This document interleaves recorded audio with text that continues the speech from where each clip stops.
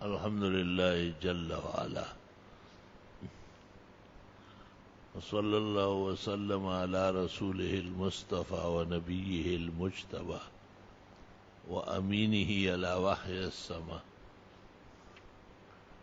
وعلى آله النجبى وأصحابه الأتقياء أفضل الخلائق بعد الأنبياء، ومن بهديهم اقتدى وبآثارهم اقتفى من المفسرين والمحدثين والفقهاء إلى يوم الجزاء. أما بعد، فأعوذ بالله من الشيطان الرجيم. بسم الله الرحمن الرحيم. لباس التقوى ذلك خير. وأخرج الشيخان في صحيحيهما أن النبي صلى الله عليه وسلم قد قال لثوب عرضه إليه أحد: هذا لا ينبغي للمتقين. متفق عليه.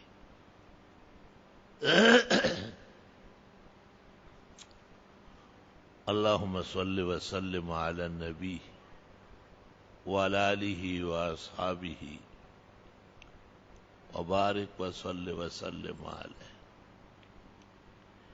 مواقیت کے ضمن میں یہ خیال پیدا ہوا کہ نماز تفصیل کے ساتھ سمجھا دی جائے، اور نماز کے لیے جو شرائط ہے جیسے لباس، یہ بھی ایک مہم مرحلہ ہے. بعض ملکوں میں دیار مغرب میں یہ خیال پیدا ہوا اور وہاں کے شکست خوردہ قسم کے علمی عناصر اس سے متاثر رہے کہ اسلام میں لباس کی کوئی قید و بند نہیں، ہر طرح کا لباس پہنا جا سکتا ہے، جبکہ یہ خیال قرآن کریم، سنت نبوی، احادیث کے دفاتر اور خزائن کے سامنے خیال خام ہے اور نہایت ہی بھونڈی بات ہے اور فرسودہ حرکت ہے. تو نماز کی تفصیل میں یہ بھی ایک شرط ہے کہ نمازی لباس پہنا ہوا ہو. وَثِيَابَكَ فَطَهِّرْ. علماء فقہ کی اجتہادی کتابوں میں کہتے ہیں کہ اس سے نماز کے لیے لباس کا شرط ہونا معلوم ہوا کہ جس طرح وضو کے بغیر نماز نہیں ہوتی، اس طرح لباس کے بغیر بھی نماز نہیں ہوتی. جیسے اخیر تک وضو رہنا چاہیے، اس طرح اخیر تک کپڑا بھی صحیح رہنا چاہیے، پاک صاف.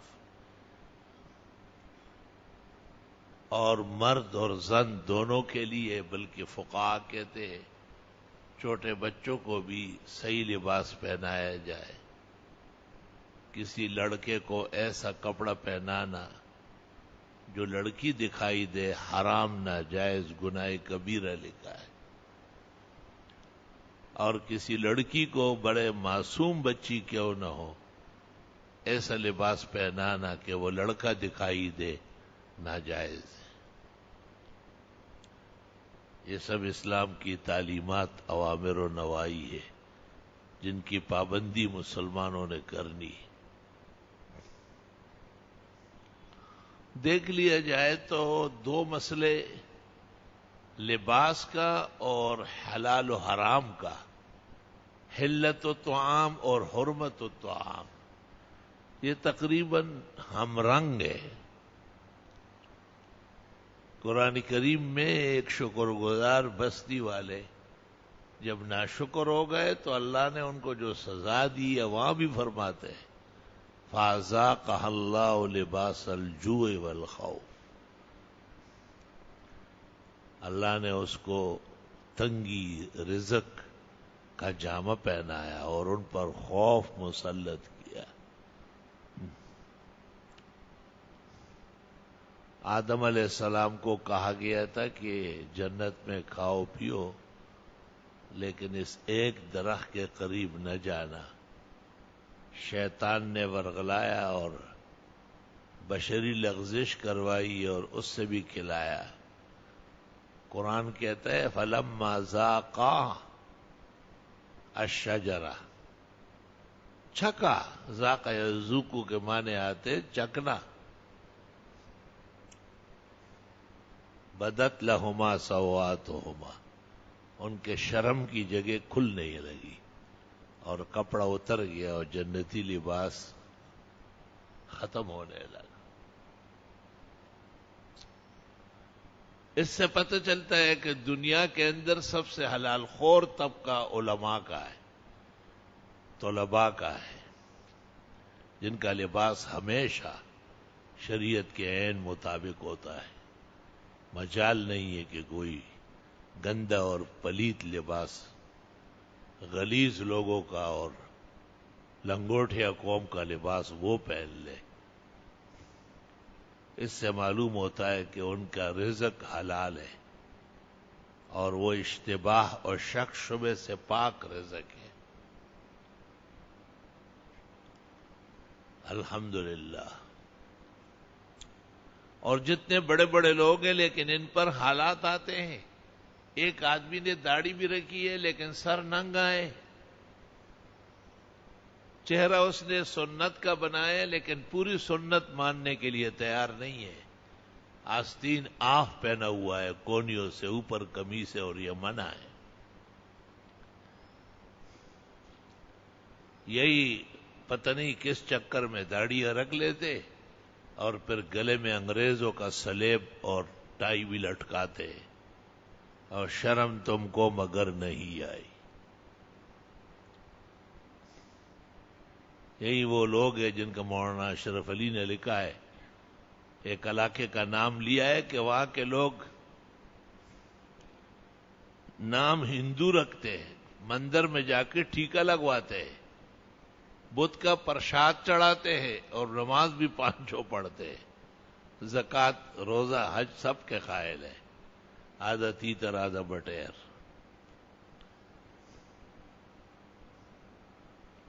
یہ بہت خطرناک بات ہے.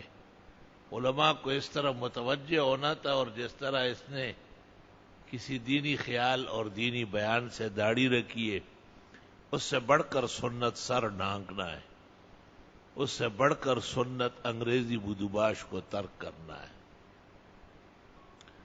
ہر دور اور ہر زمانے کے علماء و صلحاء اہل دین، ان کا لباس دین کا لباس کہلائے گا.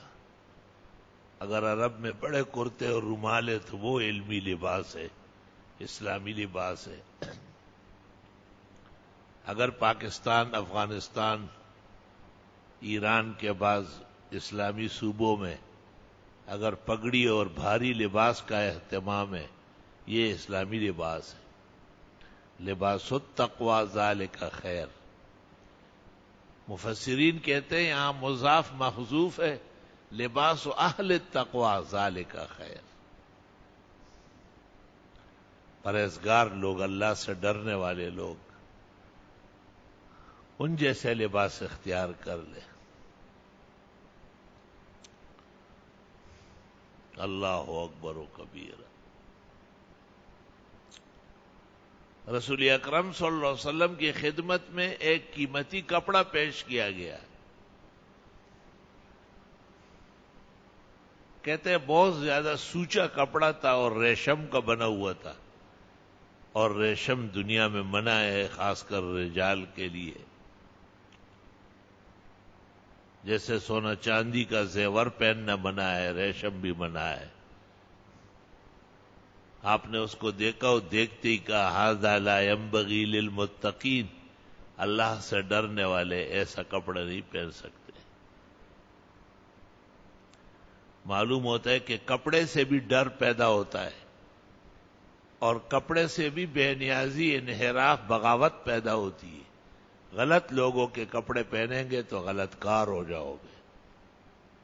شریف اور عفیف اور پاک دامنوں کا لباس اختیار کرو گے تو شرافت اور عفت اور پاک دامنی پاؤ گے.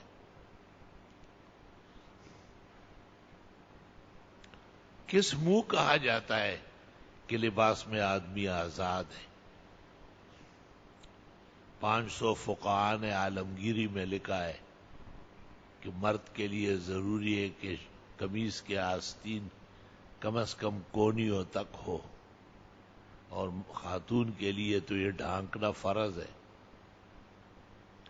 اور کتنی احادیث وارد ہے جن میں آپ نے ایک آدمی پر غضب اور غصہ کیا ہے کہ مرد ہو کر کے اس کے 5 ٹخنوں سے نیچے ہو گئے تھے.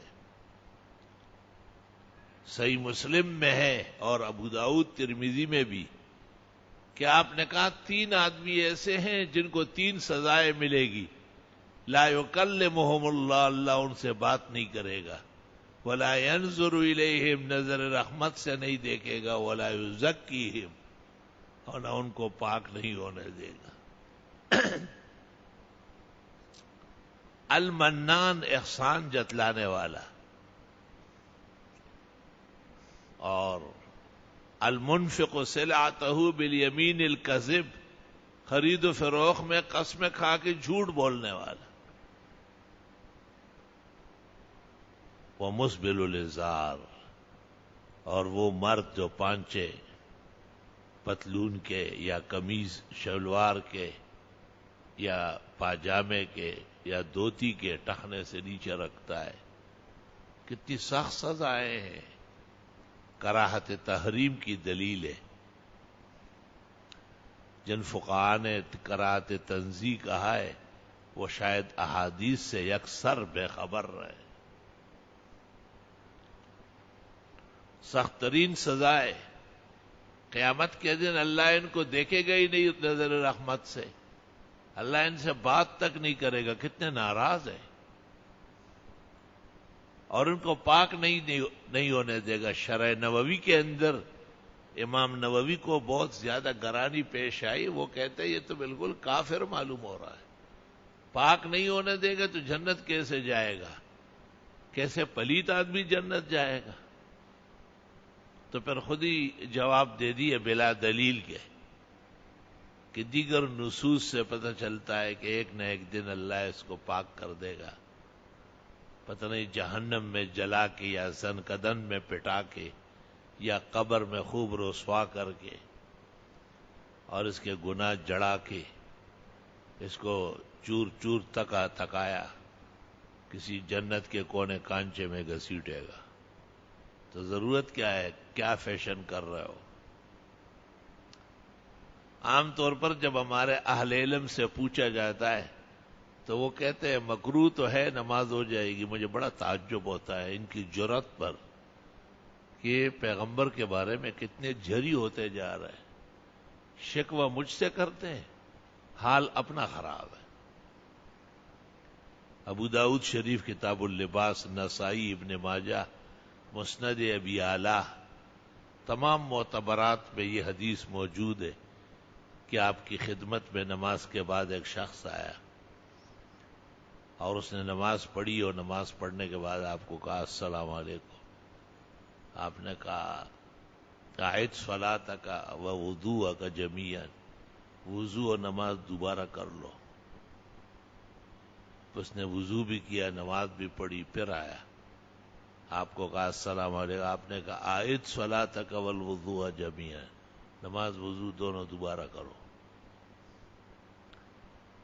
3-4 دفعہ ایسا کرنے کے بعد وہ آ کے بیٹھ گیا. اس نے کہا یہی میری نماز ہے اور یہی میرا وضو ہے، آپ تعلیم فرمائیں تو آئندہ اس طرح کروں گا. آپ نے کہا قد صلیت، آپ نے ہر دفعہ نماز پڑھی، ولیکن اسبلت ازارک، لیکن آپ کے شلوار کے 5-6 ٹخنوں سے نیچے تھے.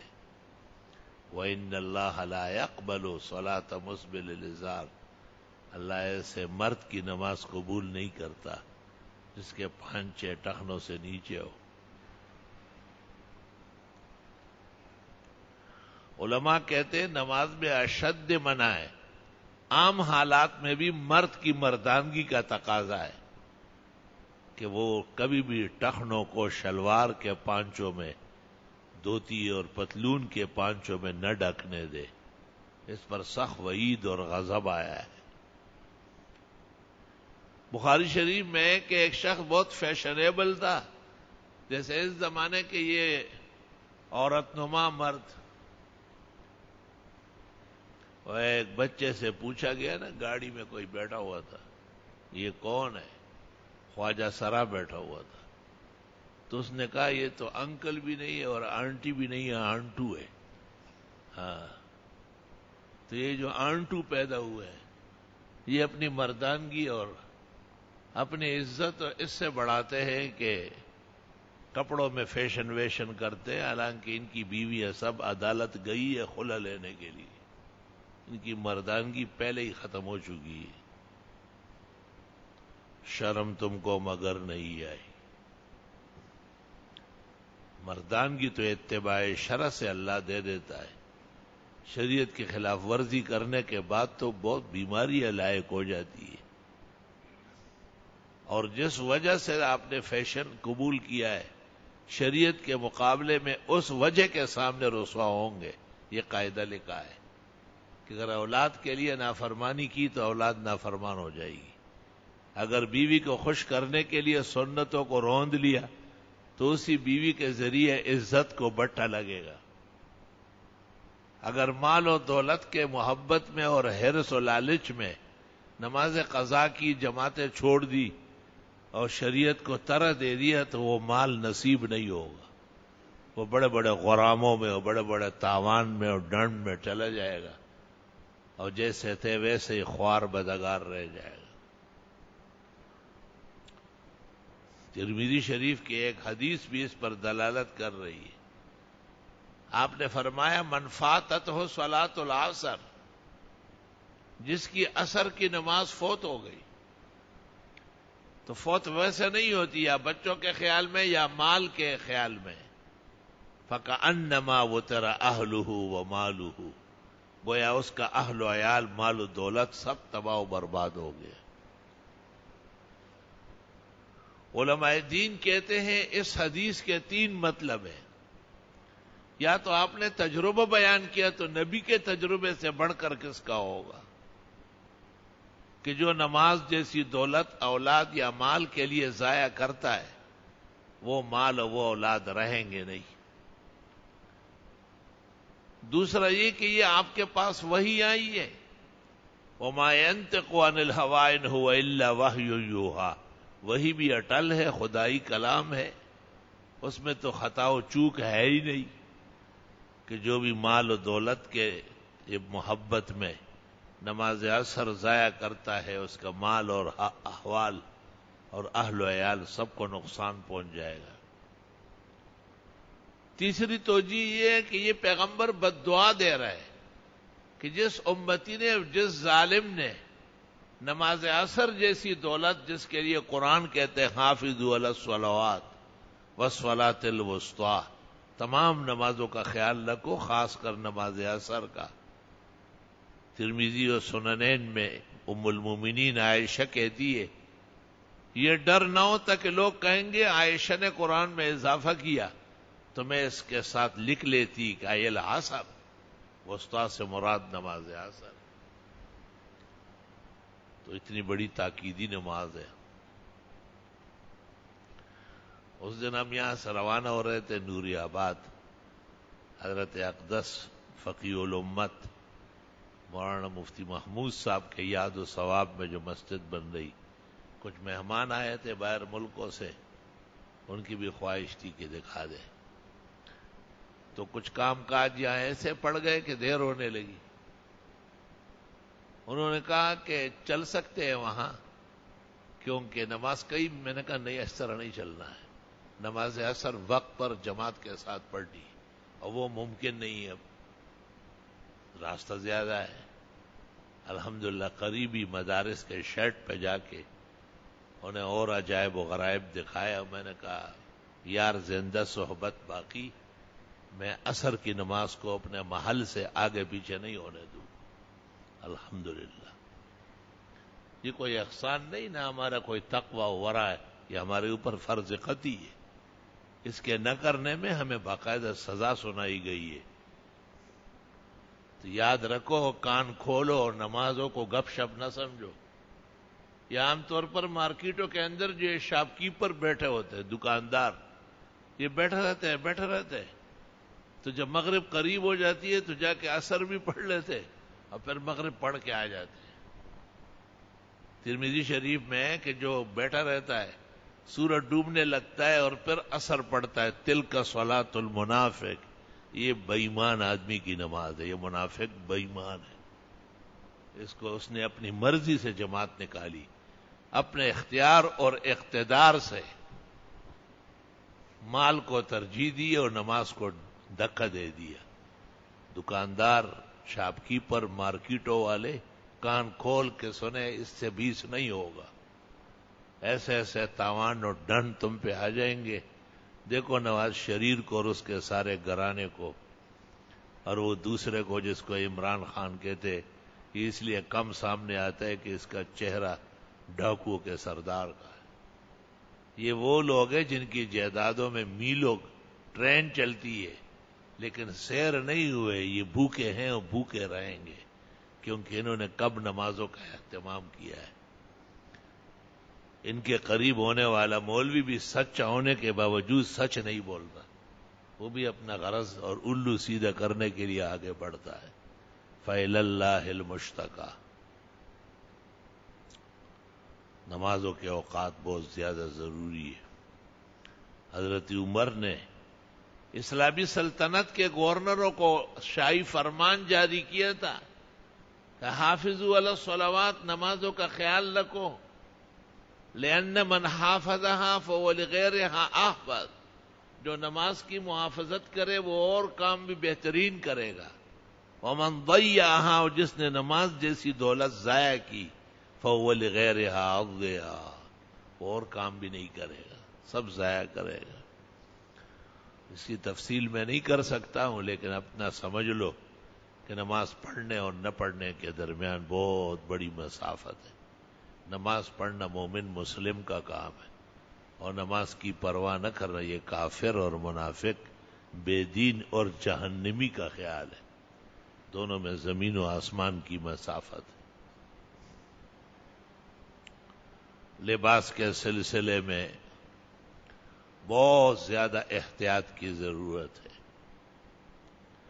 بخاری شریف کتاب الصلاۃ میں شیخ الصحابہ و سید الفقہاء عبداللہ ابن مسعود کہتے ہیں، ہم نے ایک کپڑے میں بھی نماز پڑھی، 2 کپڑوں میں بھی نمازیں پڑھی. تنگی کا زمانہ تھا، تھے ہی نہیں کپڑے. اما اليوم، لیکن آج، فقد وسع اللہ علینا، اللہ نے ہمیں توفیق عطا فرمائی. فقہاء کہتے ہیں تستحب الصلاۃ فی 3 اثواب، 3 کپڑوں میں نماز پڑھو، ازار و رداء و امامت.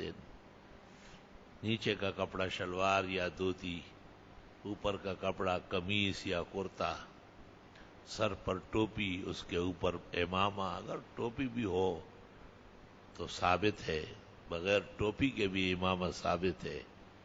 البتہ دونوں کا ہونا کامل سنت ہے. تمام معتبرات بدائع صنائع، محیط سرخسی، مبسوط سرخسی، ہندیہ، تاتاریہ، مجمع الانہر، ملتقى الابہر، تمام جو حنفیہ کے اساس مسلک ہے، سب میں لکھا ہے 3 کپڑوں میں نماز پڑھنا چاہیے. یہ کسی مولوی اور طالب کے لیے نہیں، یہ امت کے لیے ہے.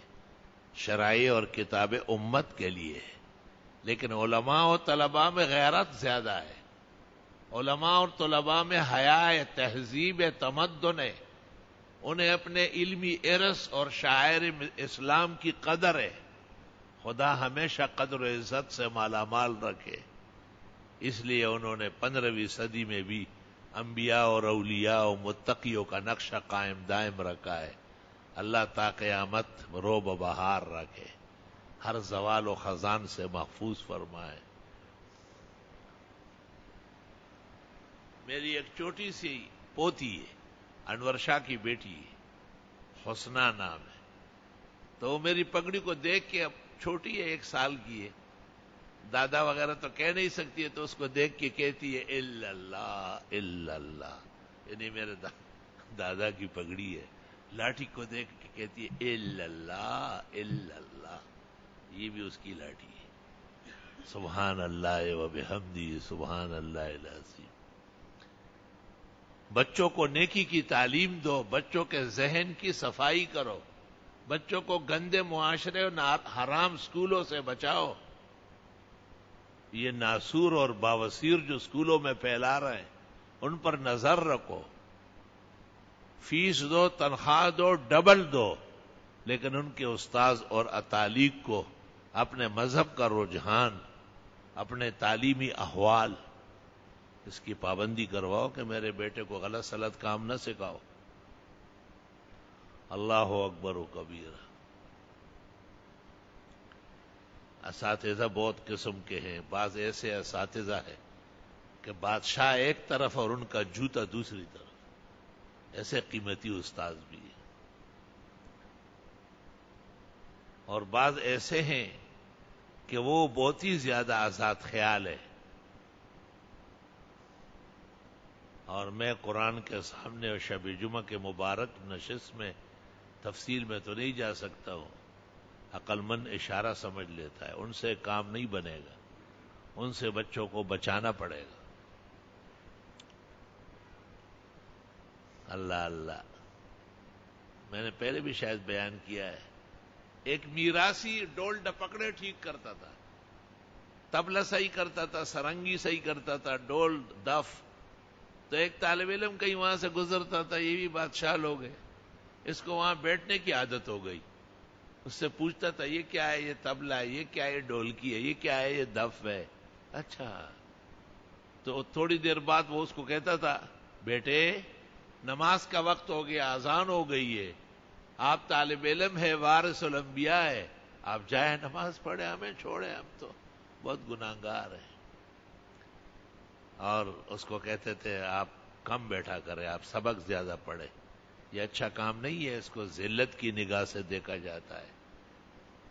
ابن حزم نے محلہ کے مقدمہ میں لکھا ہے، اللہ اکبر، کہ اس کے مرنے کے بعد صرف اس وجہ سے نجات ہو گئی، یہ طالب علم کی حفاظت کر رہا تھا. اس کو کہتا تھا بیٹے آپ ہمارے ساتھ اس طرح نہیں بیٹھے، آپ وارث الانبیاء ہیں، بیٹے یہ اچھی چیزیں نہیں ہیں، ہمارے گناہوں کی وجہ سے ہمارا رزق اس میں آ گیا ہے، آپ تو صف اول میں جائیں، منبر و محراب کی دولت ہے آپ. سبحان اللہ و بحمدہ سبحان اللہ العظیم. اس لیے جساس رازی نے احکام القرآن میں کہا ہے عوام میں خواص ہوتے ہیں، اور خواص میں بھی عوام سے گئے گزرے لوگ بھی ہوتے ہیں. شیخ القرآن مولانا محمد طاہر صاحب پنجپیری رحمت اللہ علیہ، ان کا بیٹا ہے حضرت مولانا محمد طیب صاحب طیب الزمان، بہت بااخلاق، با کردار، شرافت کا پیکر. ان کا ایک ہی بیٹا تھا یمان 6 بہنوں کے بعد. تو میجر صاحب چونکہ ان کے بڑے بھائی ہیں میجر عامر، اور اس کی وجہ سے ان کو بڑی وسعت ہوئی ہے. اور میجر صاحب بھی بہت اچھے قرآن کے ماہر ہیں. تو میجر صاحب نے یمان کی تعزیت میں مجھے خود سنایا سب دوستوں کے سامنے کہ اس لڑکے نے درجہ سادسہ پڑھا، پھر میں نے اس کو درجہ سادسہ سے ہٹایا اور اسلام آباد یونیورسٹی میں داخل کیا، اس خیال سے کہ آگے آنے والی زندگی ان علوم کی نہیں ہے، اس میں وہ دوسرا علم چاہیے. تو یہ چھٹیوں میں گھر آیا تھا اور ریس پر موٹر سائیکل چھوڑی اور انتقال ہو گیا، حادثہ ہوا، اور وہ دوسرا لڑکا 2 دن بعد مر گیا. تو خود میجر صاحب کے منہ سے یہ الفاظ نکل رہے تھے کہ ہمارے اس منصوبے کو اللہ نے 100% ناکام کر دیا. فباؤوا بغضب علی غضب اتستبدلون الذی هو ادنی بالذی هو خیر. جس نے بھی دنیا کو ترجیح دی ہے کبھی یہاں کبھی وہاں افسوس اٹھائے گا. اور یہ تعلیم و تربیت کا کرشمہ ہے کہ آدمی دینیات سے محبت کرے، ورنہ اس عاجز اور فقیر نے بھی 10 سال ریگولر فرسٹ ڈویژن میں میٹرک کیا ہے. خدا کی قسم ان 10 سال میں کوئی نماز قضا نہیں ہوئی، کوئی غلط عمل نہیں ہوا. اس زمانے کے اسکول بھی ایسے پاک تھے، اوہ خدایا. اسکول کے ماسٹر محلے کے اماموں کو رجسٹر دے چکے تھے کہ اتنے لڑکے ہمارے آپ کے محلے میں، ان کی نمازیں آپ لکھے. ہم باقاعدہ امام صاحبان کو راضی رکھتے تھے کہ ہماری حاضری نماز میں ماموں کے ہاں گیا، آج میں چاچا کے ہاں گیا، آپ مہربانی کریں. پھر وہ کہتے وہاں کے امام سے لکھوا لاؤ. اسکول کے اساتذہ، میں ان کا بہت شکر گزار ہوں اور میں خراج تحسین پیش کرتا ہوں انہیں. کوئی لڑکا داڑھی رکھ لیتا تھا تو اس کی عزت کرتے کہ صوفی صاحب ہے. اللہ، خود داڑھی نہیں تھی. اس میں بڑے واقعات ہیں اور عجائب و غرائب ہیں. تو ہمارے یہاں جہانگیرے میں سینما کھل گیا. 8 آنے لڑکوں نے جمع کیے کہ یہاں سینما دکھائیں گے تمہیں. میں نے کہا میں سینما نہیں دیکھوں گا. ماسٹر صاحب کو ڈرل ماسٹر نے شکایت کی. مجھے کہا بیٹے کیوں نہیں دیکھتے علم؟ میں نے کہا نہیں، وہ علم مجھے نہیں چاہیے. میں نے کہا 1 روپیہ دے دوں گا لیکن جاؤں گا نہیں.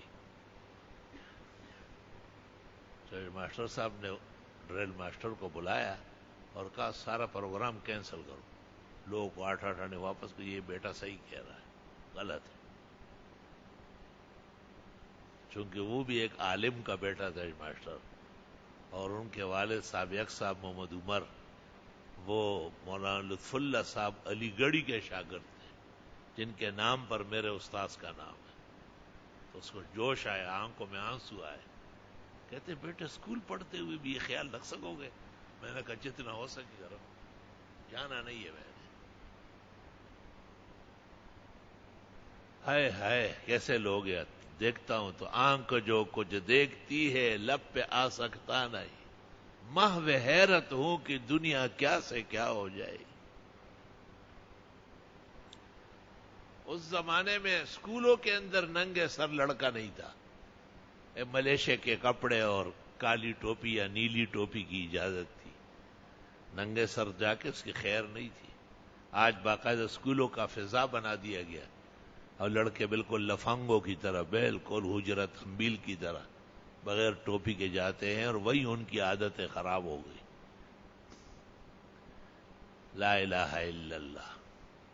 لباس کے اندر یہ بات بھی ضروری ہے کہ سفید کو غیر سفید پہ ترجیح ہے. کبھی کبھی میں کالا جبہ پہنتا ہوں. خدا کی قسم سب سے زیادہ قیمتی جبے میرے پاس کالے رنگ کے ہیں، لیکن میرا دل خوش نہیں ہے. جب تک واپس آ کے اتار نہ دوں میرے جسم کو ایک قسم کا زلزلہ ہوتا ہے. ہوائی جہاز میں بیٹھا ہوا تھا، حرمین کا سفر تھا. ایک جعفری میرے پاس آیا، کہتے ہیں شیعہ ہے. میں نے کہا اللہ نہ کرے. اور بھی بہت کچھ کہا جو بھی نہیں کہتا. میں نے کالا کیوں پہنے؟ میں نے کالا ان کے باپ کا جاگیر ہے کیا؟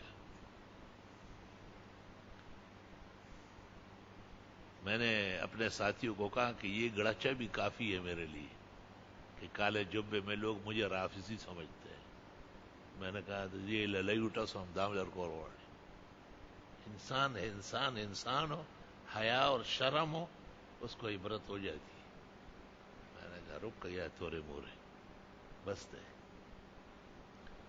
اور سفید کیا عجیب چیز ہے. بخاری شریف میں ہے جب رسول اکرم صلی اللہ علیہ وسلم کی ہجرت کی خبریں پھیل گئی تو مدینہ منورہ کے لوگ روزانہ ایک پہاڑ تک آتے، انتظار کر کے دن بھر شام کو واپس ہوتے کہ آج نہیں پہنچے. کوئی اطلاع تو تھی نہیں. ایک دن ایک یہودی نے ان کو بتایا کہ آپ کے رسول آ رہے ہیں. انہوں نے پوچھا کیسے؟ کہا کانا مبیضین، سفید کپڑوں میں خوبصورت 2 آدمی آ رہے ہیں، ایک پیغمبر اور دوسرے ابو بکر. کہتے ہیں ان کے لیے سفید کپڑے ہجرت کے لیے سلوائے گئے تھے. ہمارے علماء کہتے ہیں سفر میں رنگین خیر ہے. یہاں سندھ میں قاضی احمد نام کی جگہ ہے، کچھ دوست تھے وہاں، انہوں نے دعوت دی تھی کہ آپ تشریف لائے.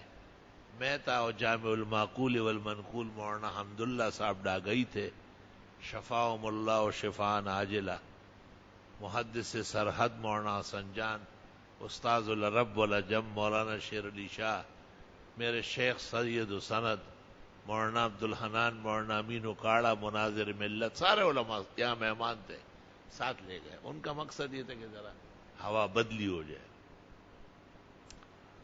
جاتے وقت ہمارے کوئٹے کے کچھ احباب ہے، اس زمانے میں ایک نیلے رنگ کا سمر نکلا ہوا تھا، اس کو سمر کہتے تھے. اس کے کپڑے پہنے، میں نہیں پہن رہا تھا، منصور نے اصرار کیا بہت کہ سردی ہے اور ایسا ویسا، پہن لی. وہاں ایک بڑی مسجد میں فجر میں تمام علماء جمع ہو گئے، اور کافی مدرسوں کے طلباء کو ویسے ہی محبت کرتے اور خوش ہوتے. اور مجھے کہا آپ یہاں نماز بھی پڑھا لیں، نماز کے بعد معمول کے مطابق واز کریں. میں نے نماز پڑھائی فجر کی، اس کے بعد تفصیل سے واز کیا، لیکن لباس کا مسئلہ بیان نہیں کیا. مجھے منصور بھائی نے کہا کہ میں نے کہا آپ کی وجہ سے یہ مسئلہ رہ گیا، آپ نے مجھے سمر پہنا ہے. سمر تو سفید نہیں ہے، میں کس منہ کہوں گا کہ سفید پہنو؟ بہت نامناسب بات ہے کہ آدمی کے قول و عمل میں تضاد پائے جائے. تو ایک بڑے بزرگ نے کہا کہ سفر میں خیر ہے، سفر میں تو ہر رنگ پہن سکتے ہیں. میں نے کہا اس لیے کفن سفید ہوتا ہے، آخرت کا سفر ہے، اور مردے کو کبھی بھی آپ نے ہرا اور نیلا پیلا نہیں پہنا ہے. کچھ بھی اس سے بڑا سفر دونوں جہانوں میں نہیں ہے، مرد ہو یا عورت ہو، کفن سفید. تو اس واقعے سے بھی پتہ چلا کہ اس یہودی نے مدینہ منورہ کے مسلمانوں کو اطلاع دی کہ آپ کے نبی آ رہے ہیں. ہم نے دور سے دیکھا سفید چمکتے ہوئے کپڑے، 2 آدمی پہاڑ سے اتر رہے ہیں، آ رہے ہیں. ایک محمد الرسول اللہ صلی اللہ علیہ وسلم اور دوسرے ابوبکر صدیق رضی اللہ تعالی عنہ، افضل هذه الامه بعد الانبیاء الى یوم القیامہ، الخلیفہ الاول والراشد الاول، سرچشمہ ہدایت اور منبع فیضان. سفر میں مبیضین، سفید کپڑے پہنے ہوئے. اللہ اکبر و کبیرہ. طالبان دور میں کندھار میں نے امیر المومنین کی خدمت میں ان کی موجودگی میں ایک خطاب کیا. طالبان بہت مصروف رہتے تھے، بہت پریشان ہوتے تھے، اکثر کی کالی پگڑیاں اور کالے کپڑے. میں نے واضح اس پر کیا کہ اس میں تبدیلی لاؤ. یہ اشباہ بالرفض ہے، یہ فرق کرنا مشکل ہے کہ یہ اہل سنت لوگ ہیں یا روافض ہے. اور اکابر علماء مولانا محمد علی صاحب دیوبندی اور جو ان کے شیخ الاسلام تھے، تمام کے تمام علماء شکریہ ادا کرنے آئے تھے کہ یہ آپ کی شان کے لائق کہ یہ پورا سچ بولنا، انہیں یہ مسائل بیان کرنا یہ بہت ضروری تھی. الحمدللہ پیغمبر اسلام کا تو حکم آیا ہے ترمذی شریف میں، البسوا الثياب البياض، سفید کپڑے پہنا کرو. فإنه أحب الثياب إلى الله، اللہ تعالیٰ کو بہت زیادہ پسند ہے. وفیہ تکفنون موتاکم، اور اسی میں تو اس لیے کفناتے ہو مردوں کو. تو کتنے مسائل ہیں، کتنے بہترین ہیں، کتنی شان و شوکت ہے. ہر کپڑا تو نہیں پہن سکتے آپ. الحمدللہ آج میں نے ابتدا کیا اور کچھ بیان کیا. اس کی تفصیل دیکھنی ہو تو دارالعلوم دیوبند کے سابق محتمم، اپنے زمانے کے عالمگیر بادشاہ قاری محمد طیب صاحب رحمۃ اللہ علیہ نے ایک کتاب لکھی ہے التشبہ فی الاسلام، اور کسی اچھے آدمی نے اردو میں اس کے تراجم اور تشریح کی ہے. اس کا نام رکھا اسلامی تہذیب و تمدن. اس کو ایک نظر دیکھ لے، فائدہ ہوگا آپ کو انشاءاللہ تعالی. وبهذا القدر نکتفی اليوم وللہ الحمد اولا وآخرا۔ اللہ تعالیٰ نے توفیق دی تو کل جمعے میں بھی اس کو دوسرے رنگ میں بیان کروں گا جو جمعے کی شایان شان ہے، اور آنے والی جمعرات کو بھی اگر اللہ نے زندگی اور سلامتی اور خیر و عافیت عطا فرمائی اور خاص توفیق سے مالا مال کیا، صحت بھی قائم دائم رہی اور داخلی اور خارجی احوال بھی شایان شان رہے، اس مسئلے کی مزید تفصیل کروں۔ الحمدللہ رب العالمین، نستغفرک اللہم ونسألک السلام والعافیہ۔ لا الہ الا اللہ وحدہ لا شریک لہ، لہ الملک ولہ الحمد وعلی کل شیء قدیر۔ ربنا آتنا فی الدنیا حسنہ وفی الآخرۃ حسنہ وقنا عذاب النار۔ اللہم انا نسألک العفو والعافیہ فی الدنیا والآخرہ۔ اللہم اشرح صدورنا للقرآن والسنہ والفقہ۔ اللہم نور قلوبنا بنور الایمان واشرح صدورنا للسنة والفقہ والقرآن۔ یا اللہ یا رحمان یا عزیز یا غفار یا حنان یا منان۔ رائے ون آتے ہوئے کوئی بس کوہاٹ سے چلی تھی اور تلگنگ کے پاس کسی کھائی میں گر گئی، بہت سارے لوگ اس میں مر گئے، بہت سارے زخمی بھی ہے، یا کہ ایک طالب علم کے والد بھی اس میں شہید ہوئے۔ دعا فرمائے اللہ جملہ شہداء سعداء بنائے اور تمام زخمیوں کو صحت شفا دے، اور اللہ کے دین کے حق کے تبلیغ کا اجر و ثواب دنیا و آخرت میں انہیں نصیب کرے، اور ان کے پسماندگان کو صبر و اجر عطا فرمائے۔ جہاں کہیں مومن مسلم ایمان پر مرا ہے، اللہ اس کے ساتھ احسان فرمائے، اس کے معاصی خطیات تقصیرات معاف فرمائے، اس کے اور ہمارے گناہاں معاف فرمائے، انہیں اور ہمیں دونوں جہانوں کے عز و شرف عطا فرمائے۔ حق تعالی ہر جگہ خیر سگالی حفاظت قائم دائم رکھے، ہمارے شہر میں ابدی سرمدی امن قائم رکھے، پورے ملک کا چپا چپا محفوظ فرمائے۔ حرمین شریفین میں افراتفری ہے، شاہان وقت آپس میں متصادم ہے، اللہ اس کا عمدہ نتیجہ نکالے اور اس سے شاعر دین و ملت، احکام اور آداب اور مناسک حرمین متاثر نہ ہو جائے بلکہ بہتر ہو جائے۔ امریکہ کی شرارتیں اور نیٹو کی حرامی پن اور ان کے کاسلیس اور تالی چٹوں کی خوشامدی پن سے اللہ اسلام، مسلمان، عربستان، پاکستان سب محفوظ فرمائے۔ جملہ حاضرین کی اللہ دعائیں قبول فرمائے، اور جن کے لیے یہ فکر مند ہے ان کے حق میں بھی دعا قبول فرمائے، اور جتنے بھی دوست بیمار ہے خدا صحت شفا دے، جو کسی غم ہم میں ہے اللہ دستگیری فرمائے۔ الہی عاقبت محمود و گرداں، الہی عاقبت محمود و گرداں، الہی عاقبت محمود و گرداں۔ حضرت مفتی صاحب کی یاد و ثواب میں جو مقتدر و عظیم الشان مسجد شروع ہوئی، اللہ تعالیٰ اس کو تکمیل تک پہنچائے اور ہمیں اس میں نماز پڑھنا، پڑھانا اور درس دینا نصیب فرمائے۔ وصلی اللہ تعالی